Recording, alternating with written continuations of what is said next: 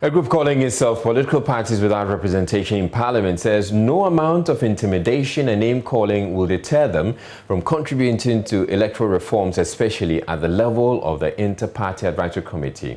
The group, at a news conference Wednesday, took on the opposition NDC, which last week questioned their relevance in deciding on the proposed electoral reforms announced by the Electoral Commission ahead of the 2024 polls. General Secretary of the National Democratic Party, Mohammed Alhaji Frimpong, says the NDC only seeks to belittle their contribution. Among many reasons the NDC assigned to its boycott of IPAC, as pronounced by NDC Director of Elections, is the inequitable vote rights at IPAC debate and denigrating other parties outside Parliament.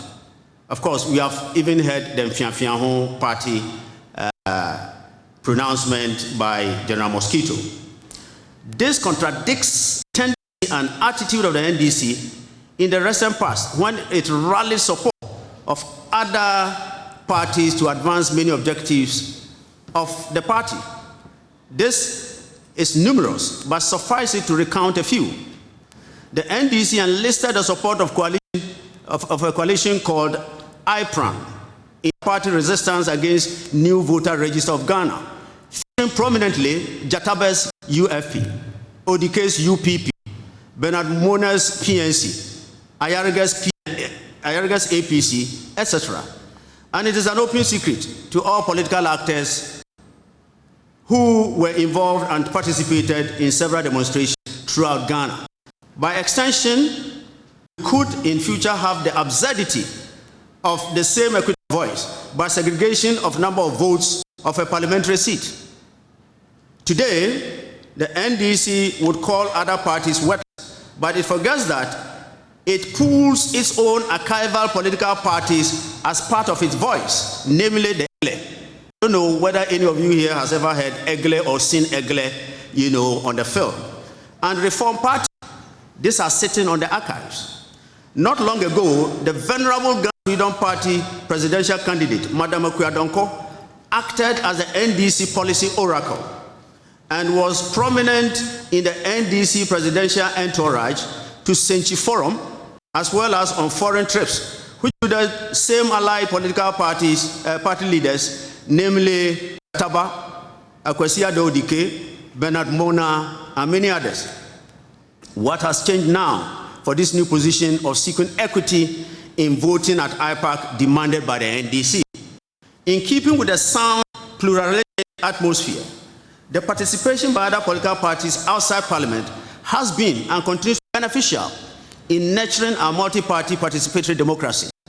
Indeed, any obnoxious impediments to widening the frontiers of participation of the citizenry and other political parties must not be accepted in the era of information technology and demand for national accountability. The coalition made up of the Liberal Party of Ghana, APC, GCPP and others say the NDC's condemnation of the smaller parties at IPAC only demonstrates double standards and selfishness. Even though other political parties outside Parliament may be facing dire resource challenges, we have the wealth of ideas, commitment and sincerity that match or even surpasses that of the duopoly in Parliament. Indeed, it is also a known fact that we nurture and fertilize opinions of our citizenry in alternatives from which a duopoly pick a leaf or two. The NDC should not forget that the CPP and to some extent PNC, derived from the PMP, had once formed government and been in Parliament. Their present situation does not diminish their intelligence and policy relevance. And any of the two parties in Parliament now can also go down the way of CPP or even the PMP. NDC alternate reforms. The arguments the NDC advanced in its supposed alternate reforms could have been better stated and shared at IPAC and not outside. To consider its boycott of IPAC as temporary and to rejoin at any future date will just be a ploy to attract undeserved public attention, a disappointment and a dereliction of duty to its supporters. a sore loser. The persistent condemnation by NDC of political parties that express support for the compilation of the 2020 new voters register at a joint IPAC and eminent advisory committee meeting exposed NDC as a sore loser.